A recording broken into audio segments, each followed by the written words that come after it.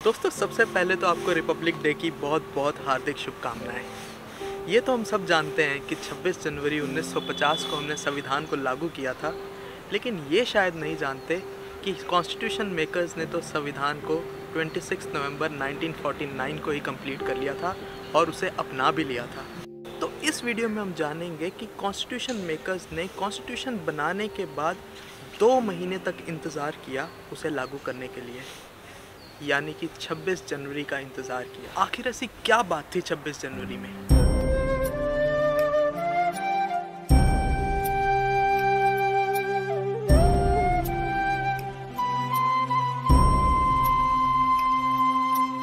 तो इसे जानने के लिए हमें जाना होगा इंडियन फ्रीडम स्ट्रगल की हिस्ट्री में।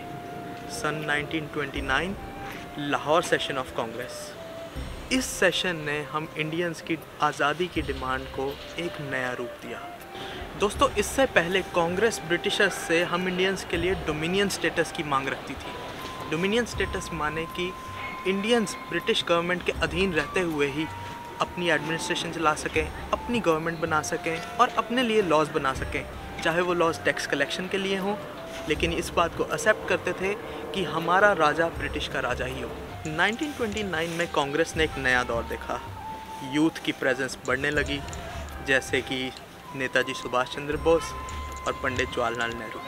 ये सेशन भी पंडित जवाहरलाल नेहरू की अध्यक्षता में हुआ, जिसमें उन्होंने ये रेजोल्यूशन पास किया कि अब से इंडियंस की डिमांड ब्रिटिशर्स से होगी कंप्लीट इंडिपेंडेंस, यानी कि नो एसोसिएशन विद ब्रिटिशर्स। और इसी के चलते 26 जनवरी 1930 को मनाया हमारा फर्स्ट इंडिपेंडेंस डे, स्वराज दिवस। इस दिन देश के चारों कोनों में कांग्रेस के वॉलंटियर्स ने पब्लिक मीटिंग्स रखवाई, लोगों को ये एहसास दिलाया कि ब्रिटिशर्स ने सिर्फ हमारे से आज़ादी ही नहीं छीनी है, बल्कि हमें इकोनॉमिकली बहुत वीक बनाया है, बहुत ज़्यादा टैक्स वसूल के, कल्चरली हमें बहुत ज़्यादा नीचा दिखाया है और स्पिरिचुअली और पॉलिटिकली भी हमें बहुत एक्सप्लॉइट किया है।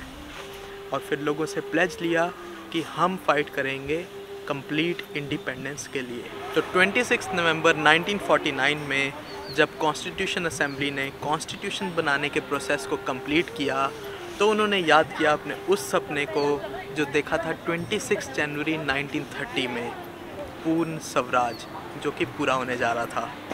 उस डेट की सिंबॉलिक इम्पोर्टेंस को याद रखते हुए कॉन्स्टिट्यूशन असेंबली ने ये डिसाइड किया कि हम संविधान को 26 जनवरी 1950 को लागू करेंगे, जिसने हमें दिलाई रियलिटी में इंडिपेंडेंस, यानी कि अब कोई फॉरेन पावर हमें रूल नहीं करेगी, बल्कि हमारे देश का हेड होगा एक इलेक्टेड प्रेसिडेंट।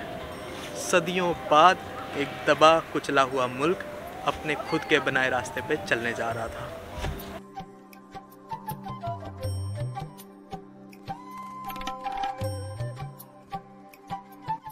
दोस्तों, आपके लिए एक सवाल है, क्या कभी इंडिया डोमिनियन स्टेटस में रहा है? अगर आप जानते हैं तो कमेंट सेक्शन में ज़रूर लिख के बताइएगा।